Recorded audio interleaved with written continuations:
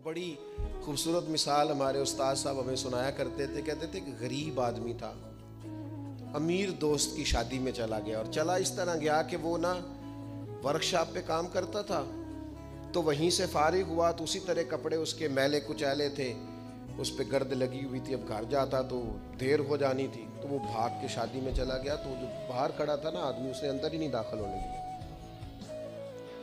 उसने कहा जनाब आप किधर आ गए, ये तो बड़े अमीर रईस आजम की शादी है। उसने बड़ी मिन्नत की, बिल आखिर वो रो पड़ा, यार तेरी मेहरबानी, मेरा करीबी दोस्त है, मुझे था। उसने कहा जनाब आप जा ही नहीं सकते, हालत तो देखें अपनी। अब वो दौड़ा गया घर, तेजी से कपड़े बदल के वापस आ गया। शादी बिल्कुल एंड पे हो चुकी। अब जब वो सूट बूट और वो माया शाया और वो जनाब उसका लिबास बड़ा हसीन, तब उसके लिए खुद से दरवाज़ा खोला गया। वो अंदर गया तो साथ रो रहा है, और साथ वो डोंगा लेके ना सालन वाला बर्तन, तो उसमें कभी अपना कुर्ता डालता है, कभी अपना बाजू डालता है कुर्ते का। लोगों ने कहा ये क्या कर रहे हो? कहने लगा ये मेरी तो दावत नहीं, ये तो कपड़ों की दावत है।